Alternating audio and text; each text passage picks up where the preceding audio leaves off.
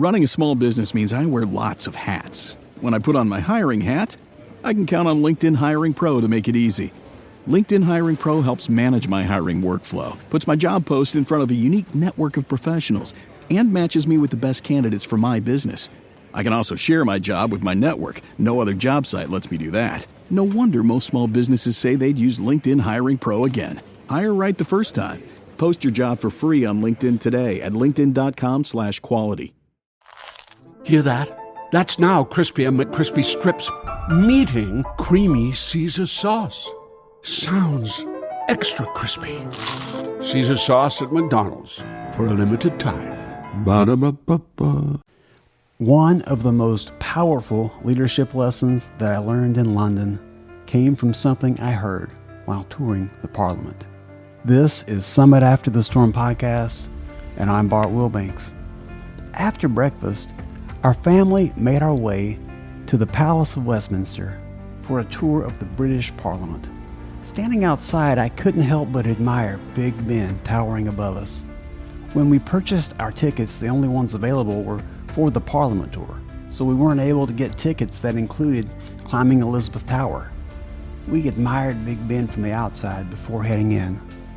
The Palace of Westminster is impressive. The architecture, the history, the artwork, every hallway reminds you that decisions made inside those walls have shaped the course of history.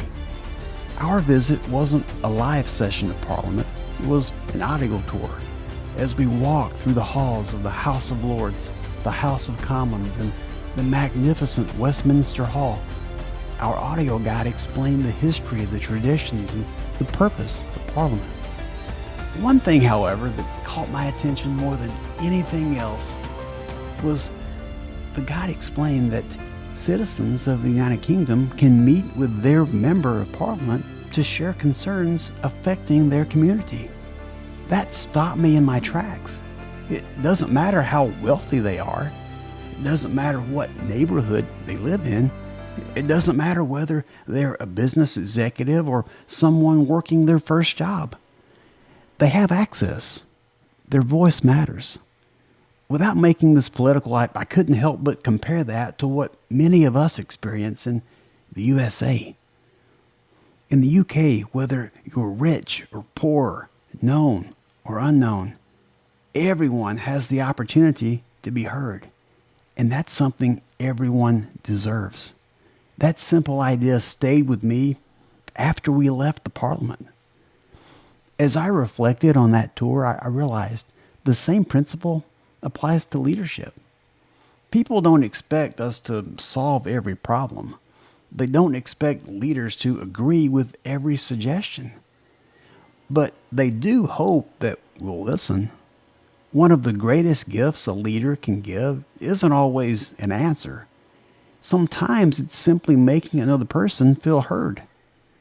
When people know that their voice matters, trust grows, engagement grows, relationships grow. But when people believe no one is listening, eventually they'll stop speaking. Not because they no longer care, but because they no longer believe it matters. One of the things our guides did so well on Kilimanjaro was constantly check on us. How are you feeling? Any headache? Can you eat? Sometimes there wasn't anything they could do to change the altitude. The mountain was still a mountain. But every question reminded us that someone was paying attention. Someone cared. When Amanda later struggled with altitude, our guides noticed the subtle changes before even I did.